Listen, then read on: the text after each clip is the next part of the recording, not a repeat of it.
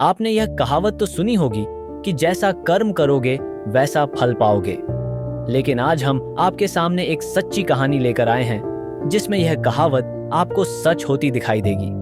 तो चलिए शुरू करते हैं आज की यह प्यारी सी कहानी। एक समय की बात है, एक गरीब लड़का छोटे मोटे सामान बेचकर अपने घर का खर्च और अपनी स्कूल की फीस जुटाता था। वह बहुत ज्यादा मेहनती था।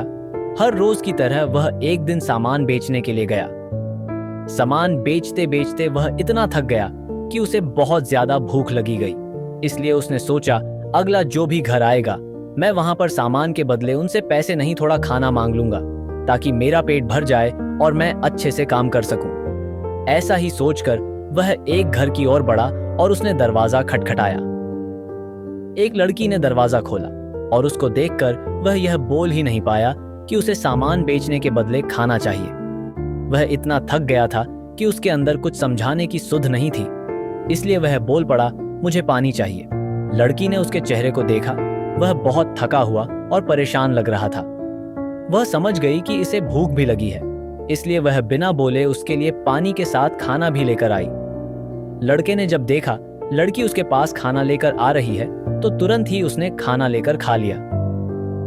खाना खाने के बाद वह बोला, आपने मुझे खाना दिया, उसके बदले आप मेरे सामान में से कुछ भी ले सकते हो।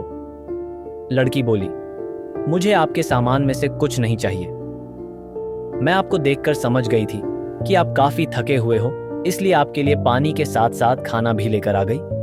मेरी मम्मी कहती हैं हमेशा अच्छे कर्म करने चाहिए, ईश्वर की भी यही इच्छा होती है।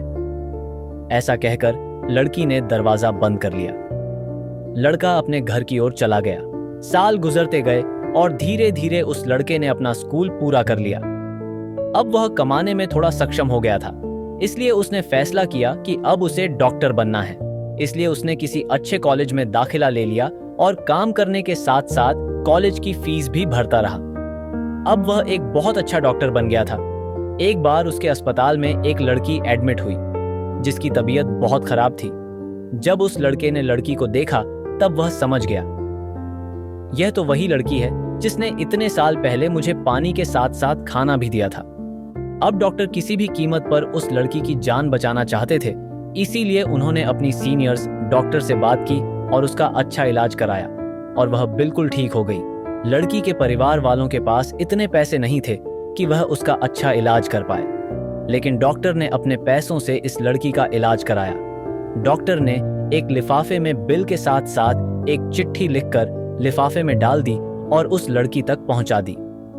जब उस लड़की ने वह लिफाफा खोला तब उसने पाया कि उसका बिल तो भरा जा चुका है। यह देखकर वह आश्चर्यचकित हो गई, आखिर मेरा बिल किसने भर दिया?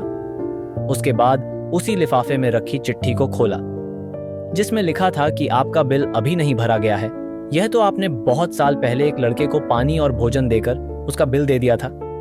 यह पता बस आपको आज चला है। यह पढ़ते ही लड़की ने अपने दिमाग पर जोर लगाया और उसे याद आया कि बहुत साल पहले उसने एक लड़के को पानी और भोजन दिया था। तभी डॉक्टर साहब उसके पास आ खड़े हुए और बोले, अब कैसी तबीयत है आपकी? डॉक्टर साहब, मेरी तबीयत बिल्कुल ठीक है। मैं यह जानना चाहती हूँ कि मेरा बिल किसने भरा? लड़की बोली, डॉक्टर साहब, मेरी तबीयत बिल्कुल ठीक है। मैं यह जानना चाहती हूँ कि मेरा बिल किसने भरा? डॉक्टर बोला, मैंने आपका बिल भरा है। मैं ही वो लड़का हूँ जिसे इतने सालों पहले आपने पानी और भोजन दिया था। आज मैंने आपके अच्छे कर्मों का फल लौटा दिया है। लड़की बोली, आपको देखकर बहुत खुशी हुई कि आप मेहनत करके इतने बड़े डॉक्टर बन गए।